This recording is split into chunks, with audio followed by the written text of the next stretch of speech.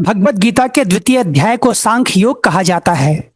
यहाँ सांख्य शब्द का अर्थ केवल कपिल मुनि द्वारा प्रतिपादित सांख्य दर्शन तक सीमित नहीं है। भगवत गीता के संदर्भ में सांख्य का अर्थ है वह विवेकपूर्ण ज्ञान जिसके द्वारा मनुष्य सत्य और असत्य, नित्य और अनित्य, आत्मा और शरीर तथा वास्तविकता और भ्रम के बीच अंतर को समझता है। सांख्य शब्द को सम्यक ख्या के अर्थ में भी समझा जाता है, अर्थात किसी वस्तु को उसके वास्तविक स्वरूप में जानना। भगवत गीता केवल ज्ञान तक सीमित नहीं रहती, इसलिए इसके साथ योग शब्द जुड़ा हुआ है। सांख्य हमें सत्य को पहचानने का ज्ञान देता है और योग उस सत्य के अनुसार जीवन जीने की कला सिखाता है। इसे एक उदाहरण से समझें।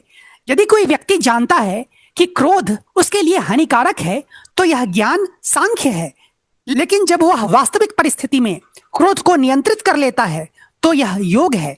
इसी प्रकार अर्जुन जानता था कि युद्ध कठिन है, लेकिन उसका मोह और भावनात्मक भ्रम उसे निर्णय लेने से रोक रहा था।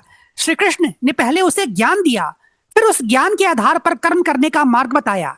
श्लोक 1। संजय उवाच तम तथा कृपयाविष्टम अश्रुपूर्णाकुलक्षणम तम तथा कृपयाविष्टम अश्रुपूर्णाकुलक्षणम विषीदन्तमिदं वाक्यम उवाच मधुसूदनः विषीदन्तमिदं वाक्यम उवाच मधुसूदनः। संजय ने कहा, उस समय करुणा से व्याप्त, आंसुओं से भरे हुए, व्याकुल नेत्रों वाले और शोकयुक्त दुखी अर्जुन से भगवान मधुसूदन श्री कृष्ण ने ये वचन कहे। यहाँ अर्जुन की स्थिति बहुत दयनीय है। वह कृपयाविष्टम, मोह से ग्रसित हो चुका है और उसके नेत्र अश्रुपूर्णाकुलक्षणम, आंसुओं से भरे और व्याकुल हैं।